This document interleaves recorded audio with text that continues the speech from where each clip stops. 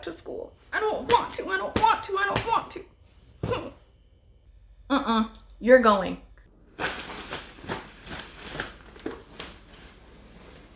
Back to school time is just around the corner, you guys, and I'm here to help you with tips and tricks you can use to get your kids ready for the school year. If school's already started for you guys, that's okay. These tips can help you too, because it's gonna take a while to adjust from going from summer fun to fundamentals.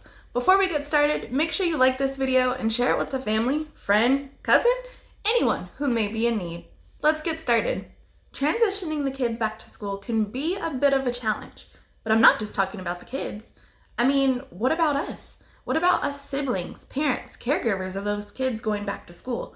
We don't know what to expect, we don't know how to feel, and some of us might even feel like this. My baby's going back to school. Who am I gonna talk to? Who's gonna listen to me? Who's gonna go get me the remote for the TV? If that's not you, maybe you look like this. What if he doesn't make friends? What if he can't open his snacks? What if he has an accident? Oh my God, what if he has a boo-boo? What if he hurts himself? Who's gonna kiss his boo-boo? Like, are the teachers gonna do that? Can they even do that with mask on anymore? Like, that's not gonna have the same effect. That's not gonna fix anything. You know what? You're not going to school. You're not ready. Nope. Cancel it. Let me guess. You're not the worrying type either? Man, you're good. You don't get sad. You don't worry. You know what? I know exactly the type of parent you are. Check this out. Have a good day, honey. Have a safe ride on the bus. I packed you extra snacks, extra sandwich. Don't take from any of your peers. I hid some stuff at the bottom of the lunchbox too. You know, you go have a really great day. I'll see you later. All right. Hello. Yeah, they're gone. Party time. I'm already turned up, girl. Woo! Regardless of what kind of parent you are, all we can do is make sure that we're prepared and get ready to have a beautiful school year. I mean, it's gotta be better than last year, right? Anything will be better than last year. Please be better than last year. Fingers crossed, just like mommy said. It'll be a good year. I'll share my toys. I'll be good. I won't color on the walls. I won't pee on the floor. Good. The good news, this process is actually pretty easy, and all of your planning will start the night before. First thing we're gonna do, lay out the child's clothes the night before. When I'm saying sit the clothes out the night before, I'm not talking about the night just before school. No. We want to start this before then. Use whatever time we have available. Do you have a week before school starts? 2 weeks? 3 days? That's perfect. All we're trying to do is practice putting expectations in place. What can we set out the night before? If your child has to wear a uniform, give them choices. Give them color options. If your child gets to dress freely, still, give them choices. We don't want them to do anything too crazy. I mean, what if they pick their pajama top? What if they just pick their footsie pajamas? Give them appropriate choices, and whatever those choices are, help them lay them out in a designated area, whether it's a couch, foot of the bed, if you want to hang them up and put them in the closet, whatever works for your family. And you know what would be great? Mom or dad, go ahead and set your clothes out with theirs. That way you're doing this activity together. If your child has a favorite toy, have them set out clothes for their toy. A lot of the dolls come with little toys, dresses or shirts, bottoms, hats, what have you. Have them do whatever keeps them motivated and encouraged.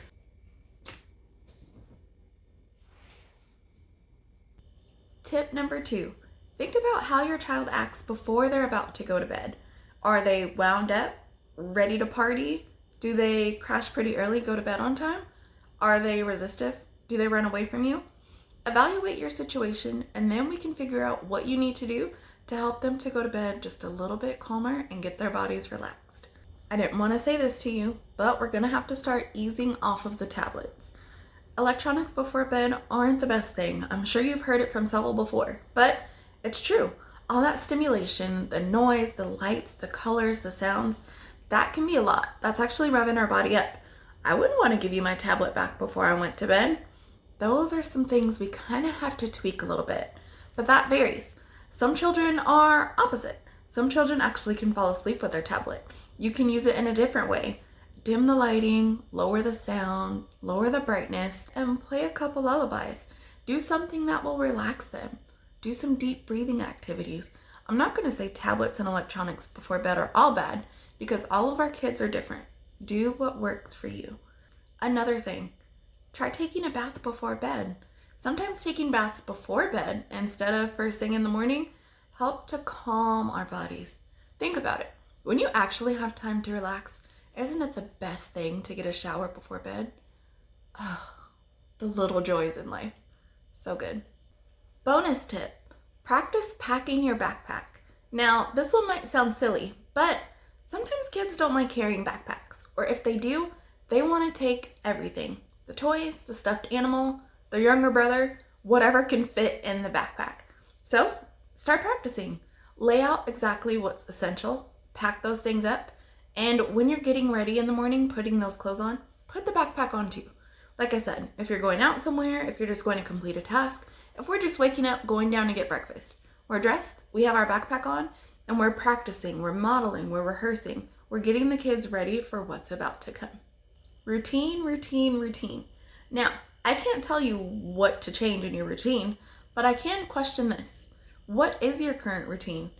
Is it working for you? Are your kids going to bed on time? Are they already waking up early and ready? Do you feel like your child is ready for the school year? If not, then maybe a couple things in your routine need to change. I mean, don't feel bad. If you're currently letting your kids stay up till 11, 12, 1, 2 a.m. because it's summer and why not? And this gives me time to do what I need to do because they're going to sleep in late the next day anyway. That's fine, sis. I'm not judging you. You have to do what you have to do. But to help them get ready for the school year, we can slowly start to dial back on how late they stay up. I'm not saying make them go to bed at 8 o'clock every day from staying up till midnight. No, we'll tweak it day by day. Think about how much time we have and adjust it based off what works for your schedule. If they're going to bed at midnight every night, okay, let's cut it down. Now we're going to go to bed at 11. And then the next day at 10. Then the next day at 9. If you want to get crazy and cut it back by more hours than that, do it. If you need to do less, 30-minute intervals, that's okay. But we've got to start getting these kids into a routine. It's only going to help them and you a lot later. Since we're talking about going to bed, a lot of individuals with special needs, especially the kiddos that I work with, don't quite grasp the concept of time. We could say 5 minutes left, then time for bed, 20 minutes left, and then you're all done playing on your iPad, 30 minutes, and then it's dinner time. Those things don't really work. What I recommend is using a visual timer. There's several different ones that work for families. There is one online that I really like to use. It's called the Classroom Countdown Timer. You can pick anything. There's sensory timers, there are animal timers, there are race timers. I like to use them with a lot of the kids because you can put them on the screen. Typically, I put them up on my laptop and I let the class know we have this amount of time left until we are all done and moving on to something else. What it typically will show is a large clock, not with numbers, but it might all be filled in with red. And then as time goes down, the red will slowly trickle away until it's all gone. I see that a lot of the kids understand more of an all gone concept to kind of ease their transition between activities. So that could be something you would try.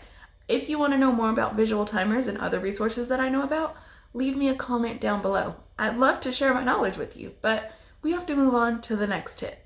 Let's go. The last step in this process is going to be practicing waking up early.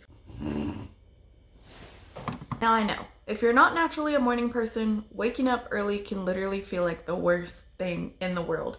That's why we have to practice. Practice makes perfect. So, what can we do to challenge our kiddos in the morning? Nothing too hard, but we can try a little something like this. How about we wake up and put on that outfit that we laid out the night before? And we're not going to go anywhere. We just need to get up, get used to getting dressed. That way we're not lounging around in our pajamas all day. Wake up, Mom, we put on her outfit, Dad puts on his outfit, we can dress our little baby doll, and we get to dress our little kiddo too. Or, have them dress themselves. The goal will be to get up and get dressed. That's it. You did it. You just practice waking up early. Doesn't matter if they fall back to sleep on the couch or not. Get them up, get them used to completing a task. We just put these clothes on and mission accomplished. Back to sleep. If your child's a little bit older and just needs a little more to do in the morning, sure, let's build on that routine. Wake up, get dressed, and now we're going to go complete an activity. Like I said, doesn't matter if they're virtual or in person. If your child's virtual, great. Get dressed, go hop on the computer. You guys can play a game together on the computer. Something purposeful, something with meaning, something that's going to help get their mind stimulated. We're not playing Among Us on the computer today, you guys. Let's get on there. There's different websites. There's a website called crazydadmazes.com. You can get up there and have a maze competition. You can get up there and play matching games, sorting things. Who can do this the fastest? Who can do that the fastest? And you know what? After they got up, got dressed, completed an activity, okay, you're free to go. Go enjoy the rest of your day. You did it. You just practice waking up early with an older child. Good job. I don't always recommend this, but for some kids, it works. Parents, you know your kids better than anyone else. So if this next tip works for you, that's great. Give your kids something to look forward to in the morning. Think back to when you were a kid. If you got up early in the morning, mom might have given you a special treat, or a little extra time on your iPad, or a little extra time to go stop in the morning to get a donut or go to Starbucks. If you have a kiddo who's adventurous and you have the time in your schedule, get up, get dressed, complete an activity, go somewhere real quick, and come back. Like I said, all we're practicing right now is getting up, getting ready, and completing a task. It doesn't matter if they fall back to sleep after. We're just practicing, and you're doing a great job so far. Being that this video is geared towards parents of special needs children, things won't always play out the way that we want them to. Sometimes change can be really hard. I mean, change is hard for all of us, right? It's something we have to get used to. So if your child does have a meltdown or a tantrum, or isn't able to wake up early and lay the clothes out the night before within the 3 days we have left before school starts, it's okay. Practice these tips. You have the whole school year, and your child doesn't have to be perfect. You don't have to be perfect. You know what? You are good enough. Thank you for watching today's video, and I will see you guys next time. If you're following my weight loss journey, I will actually see you on Thursday, because I have to tell you about my Jenny Craig weight loss. All right, I'll see you later. Bye.